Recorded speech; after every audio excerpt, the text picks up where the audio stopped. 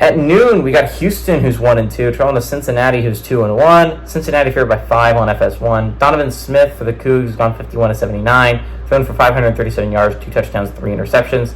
Stacey Sneed has had 20 carries for 118 yards and a touchdown, and Stephon Johnson's had 9 catches for 133 yards and a touchdown. Brendan Sorsby's gone 65-103 for the Bearcats, thrown for 867 yards, 6 touchdowns, 0 interceptions. Corey Kiners had 48 carries for 328 yards and a touchdown, and Xavier Henderson has had 22 catches for 289 yards and a touchdown. Houston leads the series all time, 15-14. Last 4 games have gone to Cincinnati, though, from 2019 to 2023. The last time Houston went on the road and beat Cincy was in 2016, so take that into account as well. I think what's really interesting here is I think we're talking about this game a little bit differently if Cincinnati doesn't blow that 21-point lead against Pitt, right? Because they played well enough to win that football game. Honestly, they should have won the football game. This should be a 3-0 Cincinnati team right now. But it's not. It's a 2-1 Cincinnati team with their best win coming against the Miami, Ohio squad. So who knows how good Cincinnati is.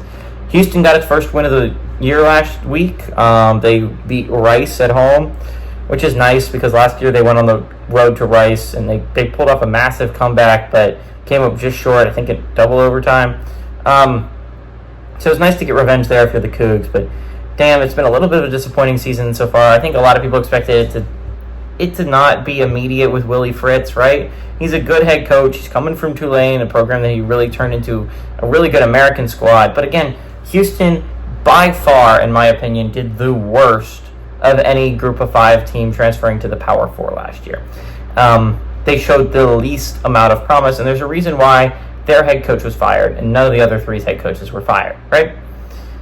Cincinnati's still rocking with Scott Satterfield. We'll see if that stays this year, but Cincinnati has looked competent early. They look like they could be a team.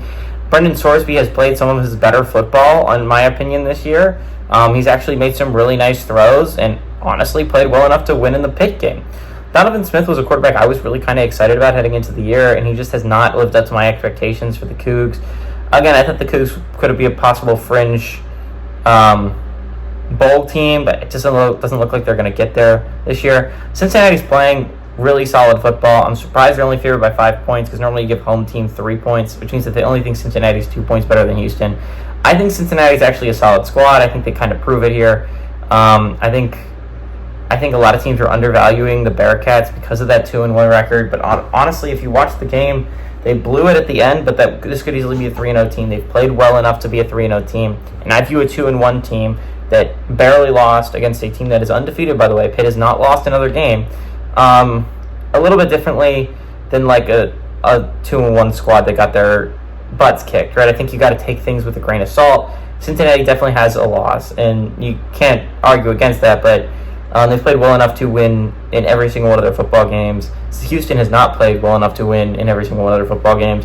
Give me Cincinnati to win and cover at home.